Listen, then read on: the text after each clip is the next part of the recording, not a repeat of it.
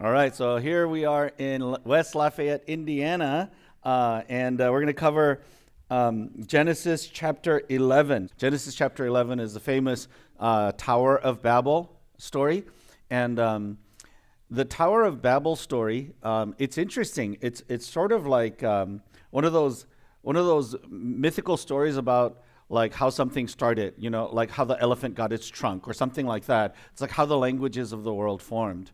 But as we've seen in the stories of the book of Genesis, the story works at a certain level, at the historical level or at the local level, and then there's a real depth to it in terms of how it speaks to us today and how it speaks to like universal human themes. And I think some of the themes that are at play in this story is community, like what can really inspire oneness, the whole issue of one language versus many.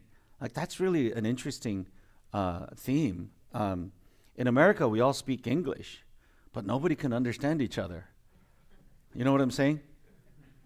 Yeah, and then there are certain words like you don't know if you're allowed to say, and it's like really kind of nerve-wracking. So those of you who don't speak English as your native tongue, raise your hand, like you speak another language. You speak another language. Or you're capable of speaking another language. You know another language. How many of you know two? I mean, like English and another language. So how many of you know three? Three. Four? How many languages do you speak?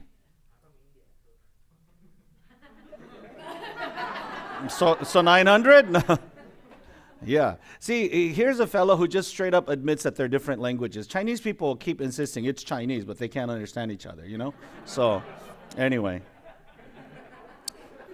Yeah, so the theme of language or mutual intelligibility, like I kind of, so then the basis of relationships, the basis of like oneness. So those are the themes that are in the story. So let's jump in.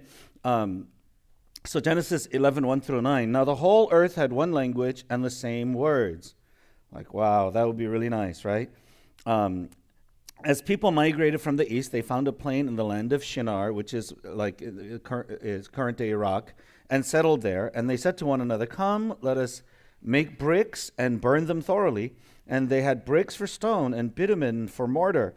And they said, "Come, let us build ourselves a city and a tower with its top in the heavens, and let us make a name for ourselves." So a tower with this top in the heavens, very ambitious project, and let us make a name for ourselves, because, man, if we can do that, we'll be famous. Lest, so there's some fear here, lest we be dispersed over the face of the whole earth. And the Lord came down to see the city and the tower which the children of men had built. And the Lord said, "Behold, they are one people, and they have all one language, and this is only the beginning of what they will do, and nothing that they propose to do will now be impossible for them. Come, let us go down and there confuse their language, so that they may not understand one another's speech." So the Lord dispersed them from there over the face of all the earth, and they left off building the city. Therefore its name was called Babel, because there the Lord confused the language of all the earth, and from there the Lord dispersed them over the face of all the earth. So, you know, you trace the origin of not humanity like down to like Australopithecines or something like that, but the cultures and language. And it's really interesting. There's this idea that it all has one point of origin. So on one level, it sort of matches what we're finding, but at a deeper level, it speaks to every one of us personally. Like, what are the driving forces that split us apart? And how can genuine oneness and community be possible, right? That's what's at stake. So let's look at verse 4. And if you look at verse 4, there are two things that drive humanity that are featured here. And verse 4 is here.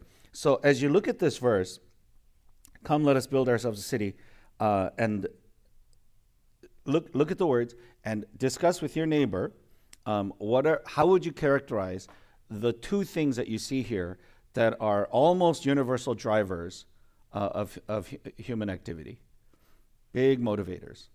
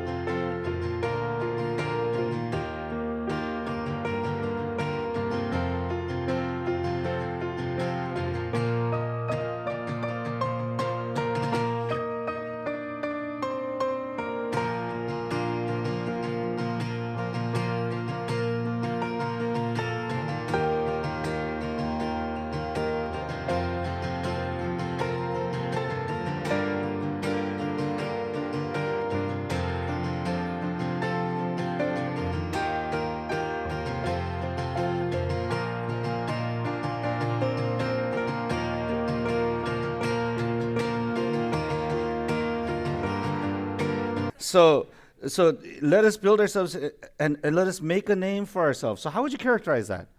Like ambition, something like that. And then lest we be scattered. So there's a fear. There's a fear of scattering, and maybe that is related to insignificance and so lest, like I need to do this lest I, right? Like I need to get that degree lest I, what? You know, become a loser, right? Become poor, become I would characterize this as the drive for significance and the desire for security, and maybe the drive for significance like drives you from the front, and the fear and the desire for security pushes you from the back. And I think we're all totally familiar with these two driving factors, and it's nearly universal. History is filled with examples of this, people seeking significance. I think all of our campuses are full of examples of this. You know, the big benefactors, right, that grant entire buildings and entire departments and put their name on it. People like Elon Musk and the Tower of Tesla. I heard Elon Musk, who's a rather amazing genius, right? Like he runs like several companies, every one of which would be pretty awesome. But he's also kind of immature. So I heard that he was going to send Jeff Bezos a silver medal and a large statue of the letter 2, because he surpassed him as the world's richest person. So, yeah. So, how does this hit you? The search for significance. Like I want to be significant. And you might think, well, I'm not like crazy ambitious like these guys. You know, I don't need to be significant. I just need my friends to think I'm special. I just need you to think I'm special. I want you to know that out of all the people, you know, like, do you know that I'm very special? But I can't be special in the world, right? Occupied by like giants like Bezos and Elon Musk. So I'm going to say among Baptist, Asian American, bilingual pastors of Korean origin above the age of 57. I'm a pretty good basketball player. I'm clearly top 10. So that's how we do it, right? Like we're not going to build the biggest tower, but we're going to kind of narrowly define our domain and like try to build a tower. And it's so you don't have to be crazy ambitious. It's just specialness. Like I want to be recognized. I want my name to be recognized. Like and then of course a fear of threats, fear of loss, fear of being crushed by life. And so then the desire for security. And that manifests itself, I think, metaphorically in the Bible as building walls, like building a city with gates and like hiding yourself in there. And when I went to the Forbidden City, I think that was the palace of the Ming or the Qing or one of those dynasties, the Kim dynasty, maybe the Kang dynasty, I forgot. I'm just kidding. I'm just trying to like wake up the Chinese people in here like, what? Kim's a Korean last name, you know? And then I went there, and it was interesting. It was 9 layers of walls, like 9 layers of walls, and deep in there. And so what is that? That is a testament to wealth and power, but it might also be a testament to the depth of fear and feeling threatened, right? So that desire for security and desire for significance. So we build towers too, and it's the tower of, you know, my GPA or my little skill or my specialness. Maybe it doesn't feel like a tower because all I want is a comfortable life, you know, a modest little home in the suburbs with a yard, you know, not a whole lot of acreage, but like a yard for my kids to play in surrounded by nice woods, or just a nice escape into an idyllic romantic relationship. And there I'll be forever safe from lack of relational or emotional insecurity. So this kind of strange and old story, if you peer into it, like it has a lot of resonance with how we experience life and ourselves. So where are you on this? Like the search for significance and the flight from fear that causes you to value safety and security above all, right? Both of those things are at play almost constantly.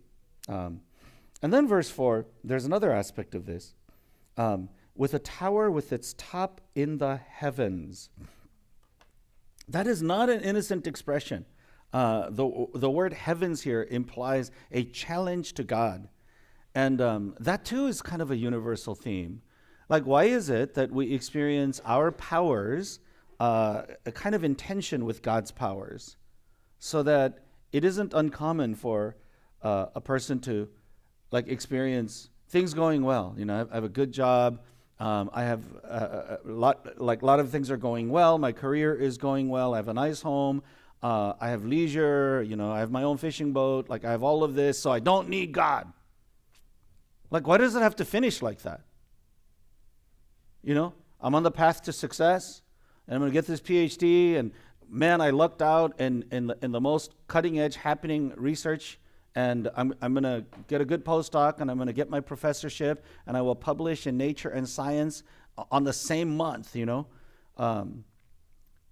and therefore, I don't want any of this God talk.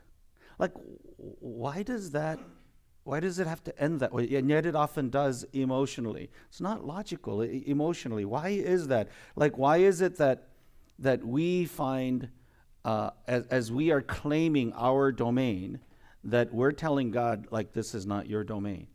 Because I think intuitively, even agnostics and atheists recognize that if there is a God, like, he has a claim over my life. And the book of Genesis has taught us that's the definition of sin. It's the self-assertion of the I, you know, the letter in the middle of the word sin, I. It's the I problem. And it's a person saying, I want to be autonomous from God. I don't want to have anything to do with God. A philosopher, Nagel, who teaches at NYU and is an atheist, says, you know, I think humanity has a cosmic authority issue. And so we don't have grounds for atheism, but we assert it anyway because we don't want the idea of authority. Like, I want to live on the power of my own creation. I want to be, in other words, my own God. It's my life, we insist. It's my life. Like, that's so fun to say, huh? Have you ever said that to your parents? It's my life. Oh, man, some of you are nodding. You bad boy, you say sorry to mom and dad for saying that. Suddenly, you know, like this poopy little child that you kept alive, you know, when they were infants, and suddenly that's my life. Like, really? I didn't know it was your life. I thought I gave you life. Well, yeah, we insist that against God. Like, it's my life, contrary to reason and evidence. We say it's my life, really? Like, you synthesize the cells in your body? It's your life? Like, I think not. At minimum, you need to be like be filled with wonder and gratitude. But we say, nah, you know, we got it figured out. You see it in the lab. It's, you know, amino acids and DNA and whatever it is. And it's my life. My iPad just reset by itself. All right. So now you think about that. You think about how intuitive, how right that feels, and yet how sort of ungrounded that experience is. So here they are, like using their God-given creative genius to build something and using all of their organizational ability, and they figured out how to bake bricks. You know, that's like technological. Like, I mean, we're still baking bricks. We're still dealing with ceramics. How many of you in material science?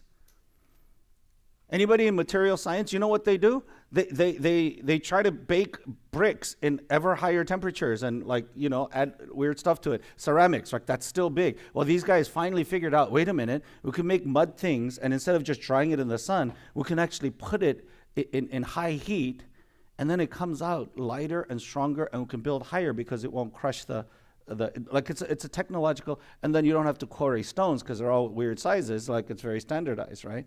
So it's the first, like, mass-produced technology. So they're doing all of this, and they say, and therefore, I don't think we need God anymore, you know? It's the scientist that says, you know, I figured stuff out, and so we don't need God to explain anything. It's like, what have you actually figured out, right? You know, like, science, the arrogance of scientists is Just don't get me off on that. That's a whole nother issue, right? Because science is fundamentally a humble enterprise. So an arrogant scientist is in some ways betraying the very tenets, the core principles of his field. Because science says, we don't know. And we think we know, but we might be wrong. So we're going to set up a control, and we're going to set up the experimental, and we're going to have a hypothesis, and we're going to rigorously test it, because people have bent minds and prejudices, and the scientific method scrubs it of all that. It's a fundamentally humble discipline. And then they come out and say, as a scientist, I know God doesn't exist, which is crazy. Anyway, don't get me off on that. All right.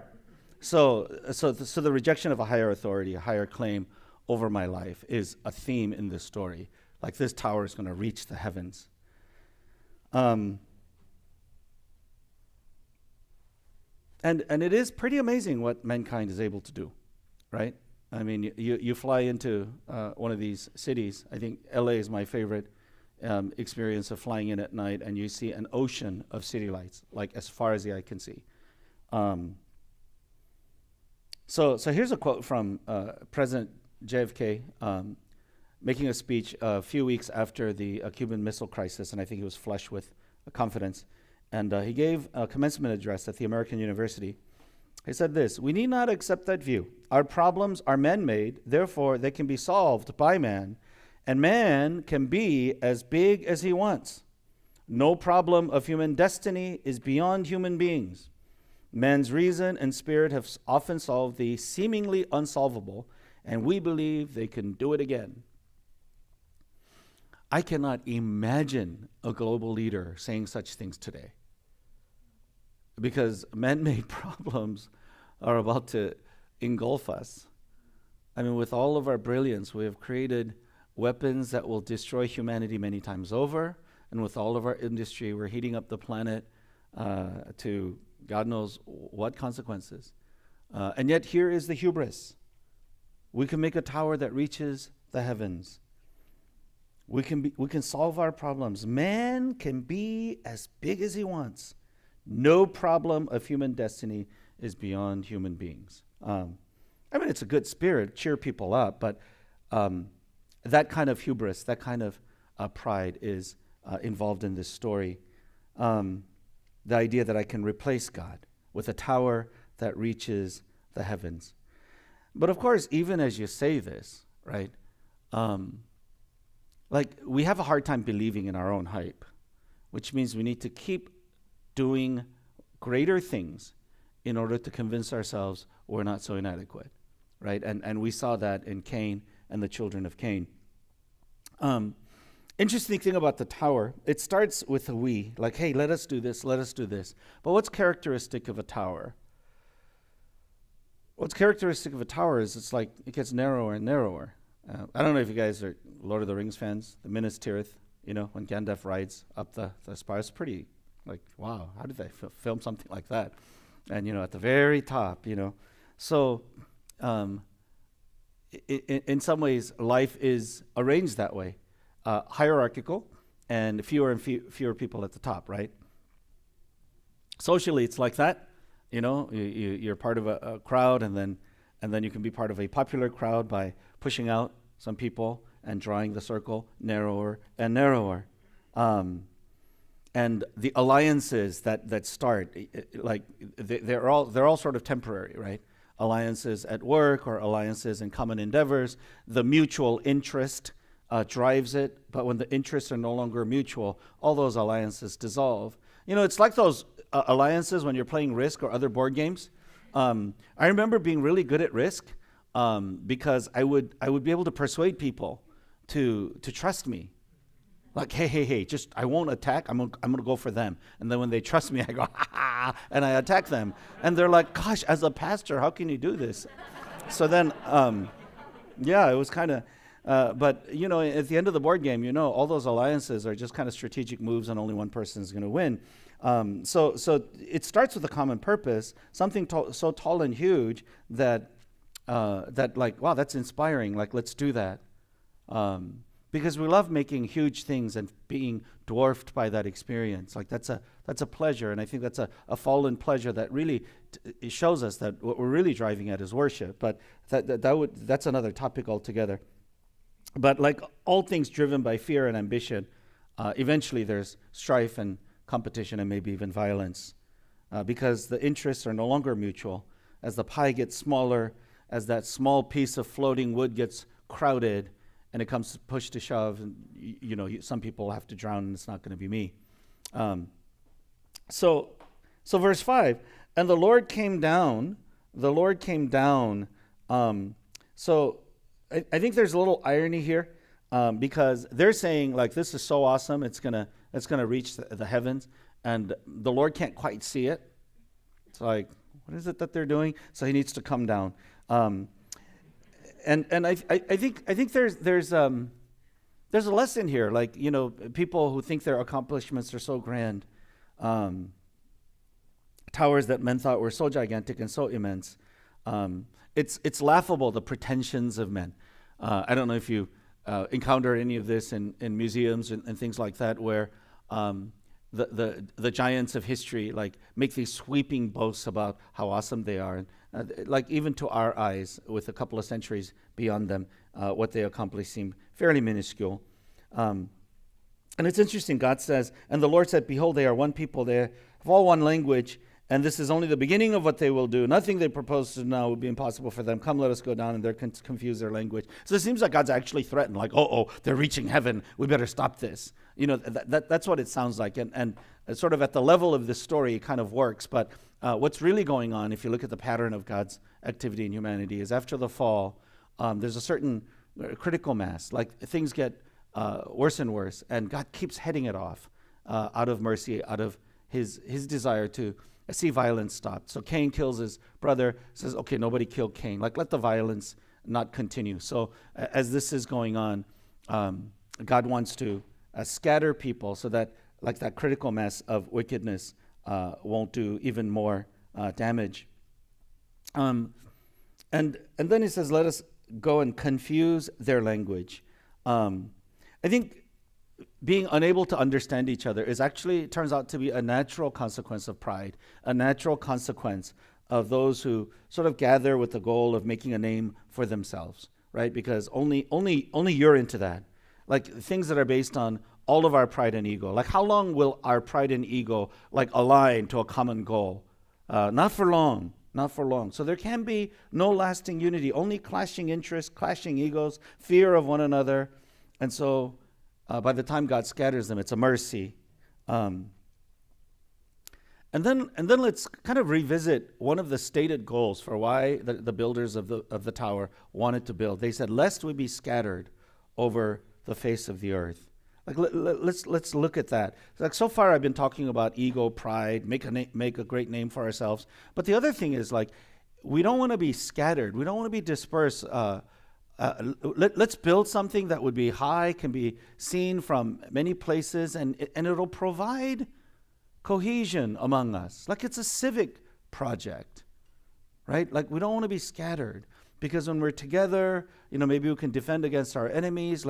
It means already they had some sneaking suspicion that there were forces that were pulling people apart, that what they most need, like genuine love and community, it cannot be had.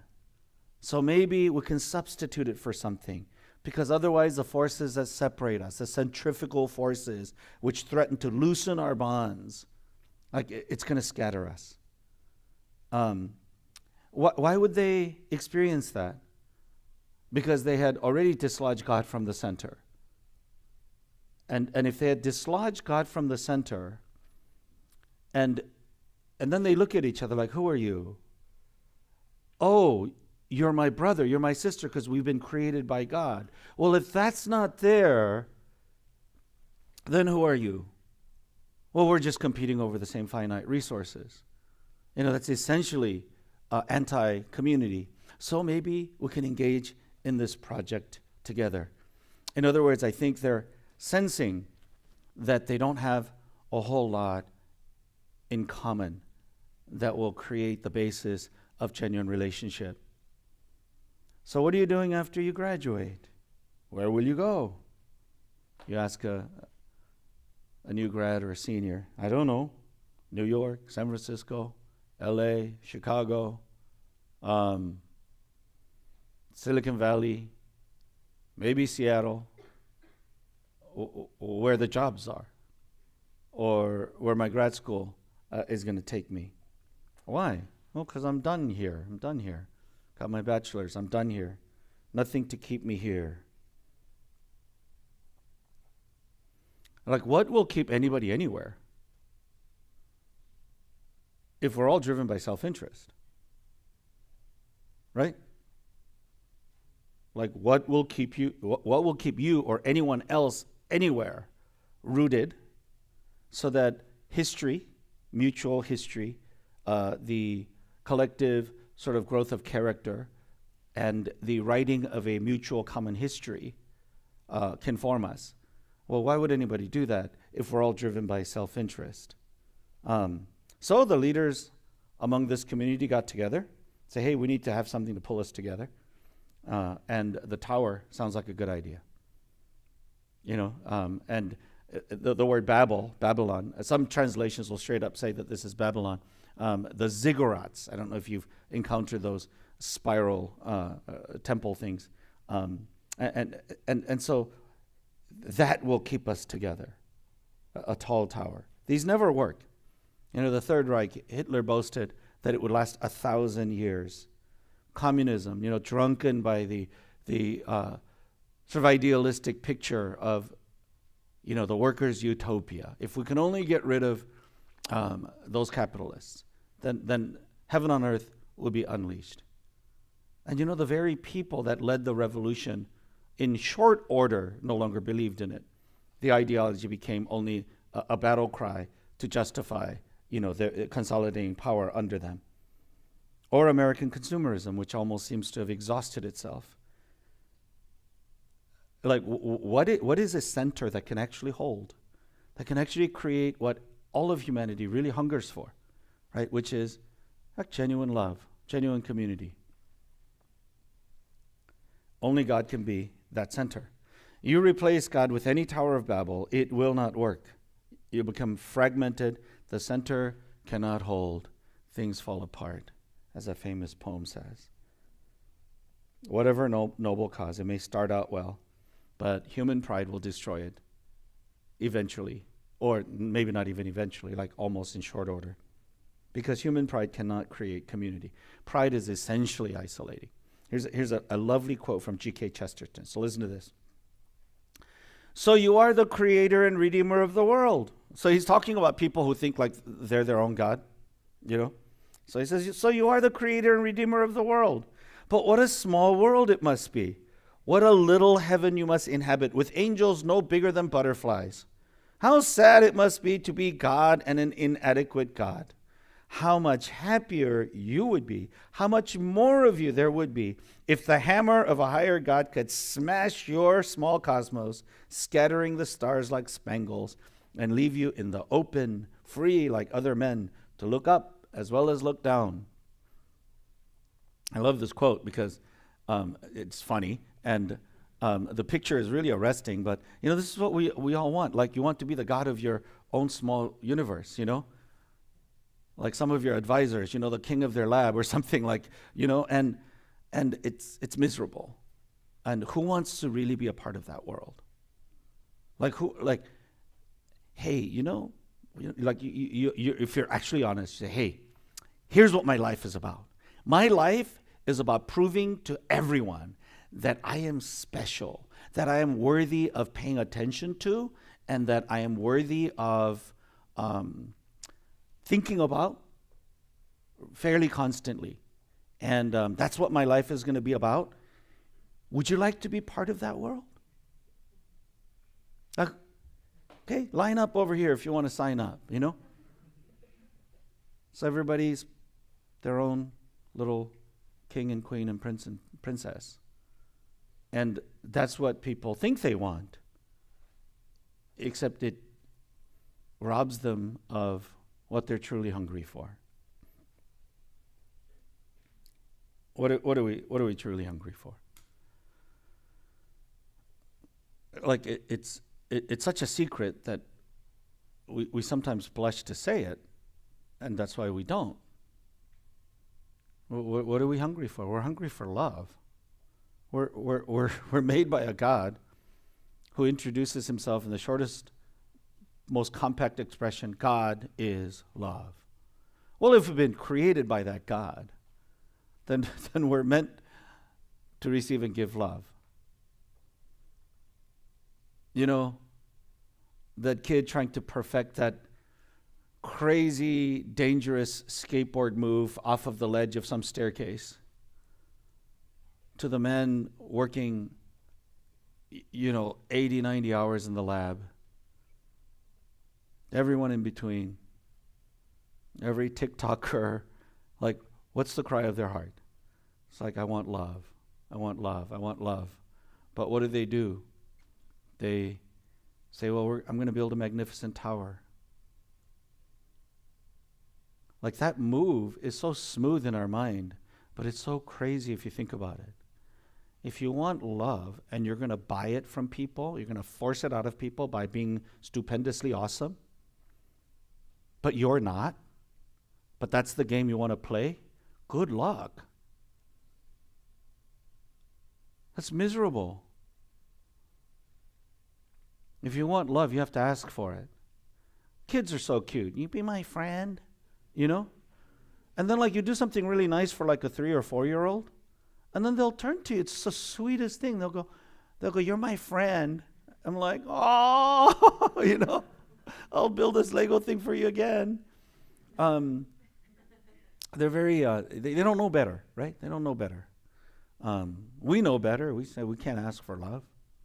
We have to perform. We have to be awesome. And there's not a whole lot of love in the world. There's not a whole lot of attention in the world, so that I gotta outperform everybody else.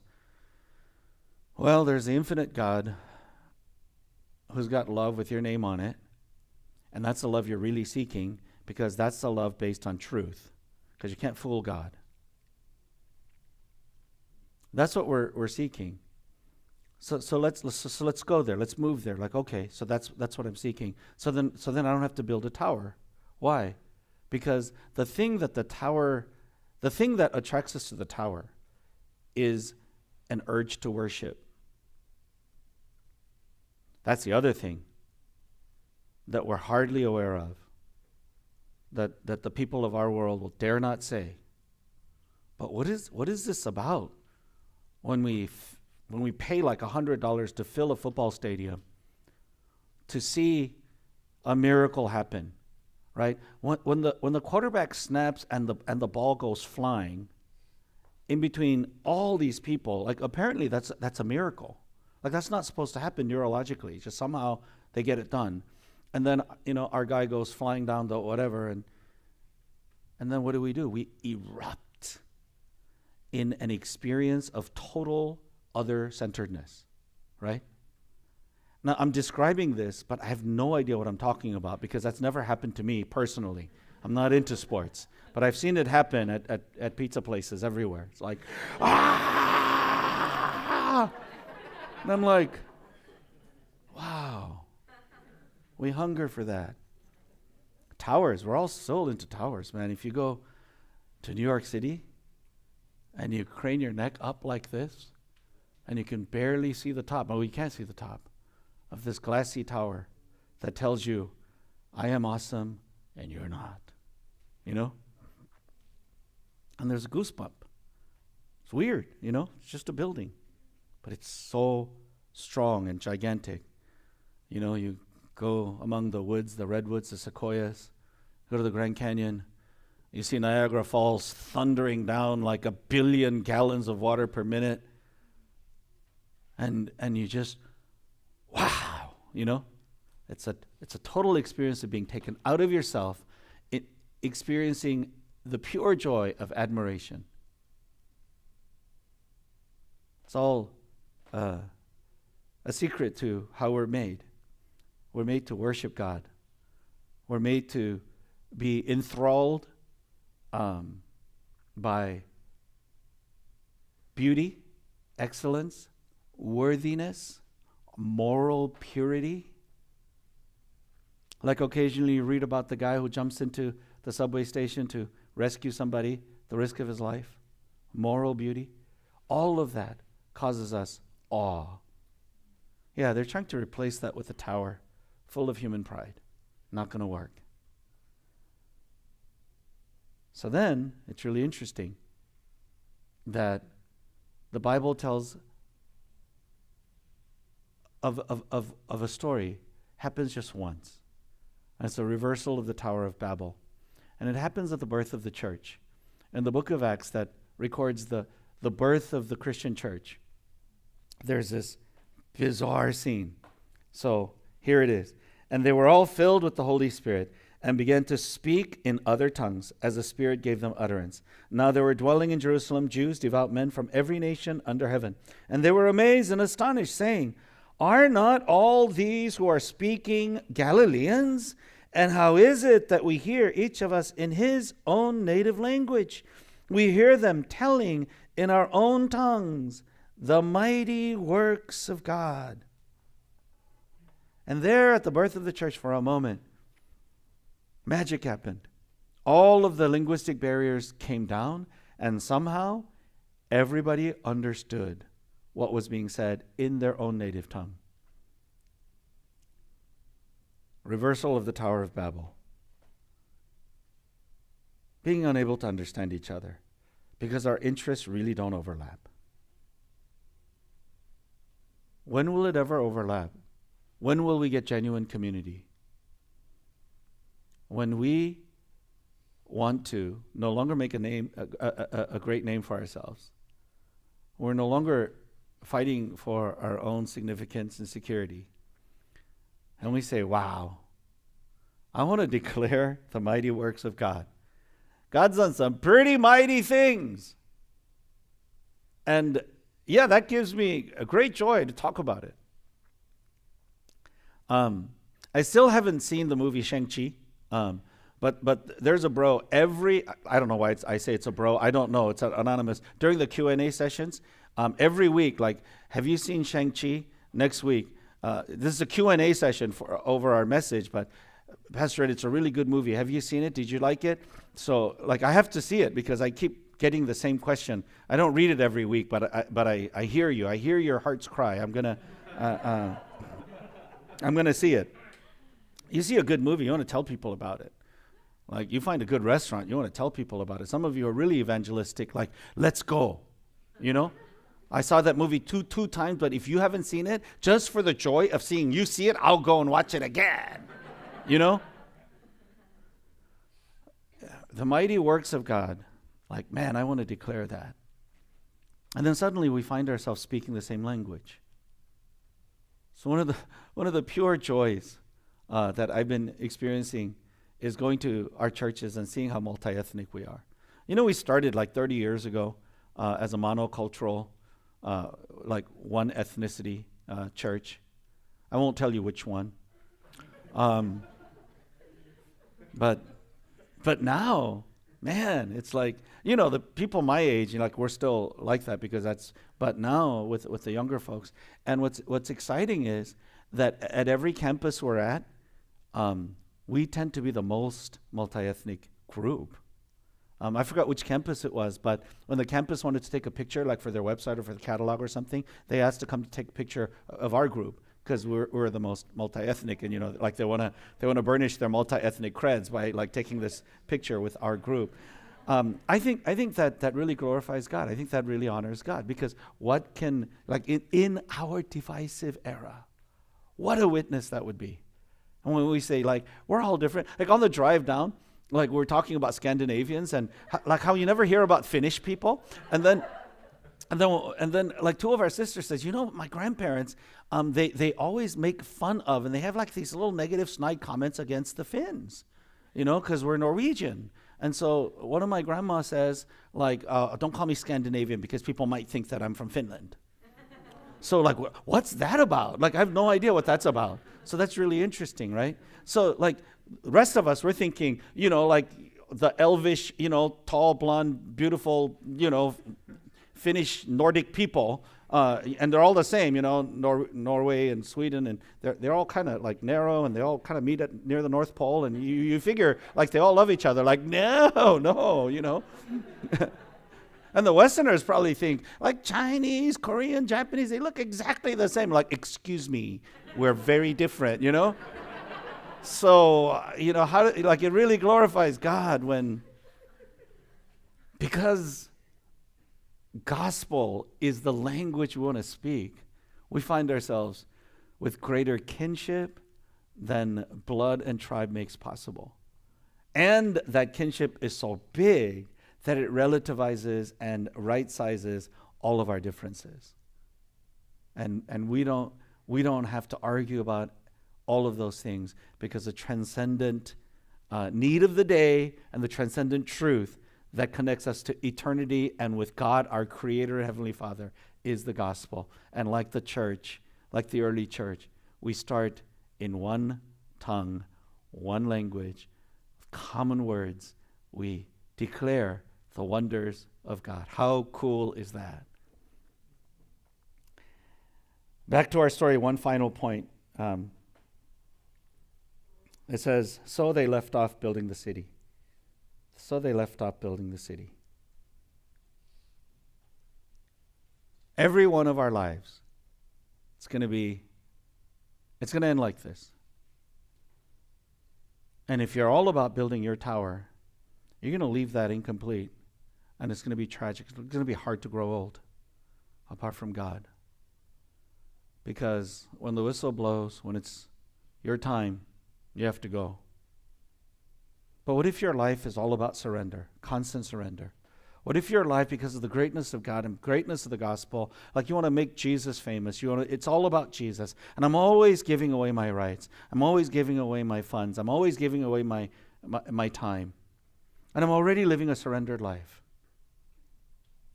And then when you leave, you don't leave anything behind. Because what you've been building is eternal. And you've laid up treasures in heaven.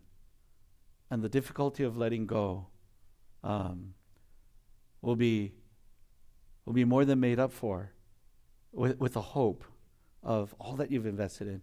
And well done, good and faithful servant is what awaits you. All right. So let's take a minute just kind of thinking about which of these points was particularly relevant for you or particularly encouraged you. And let's take a minute just to think it over, maybe jot down some thoughts, or maybe you want to make some kind of commitment based on it. So I'll give you 1 minute to do that.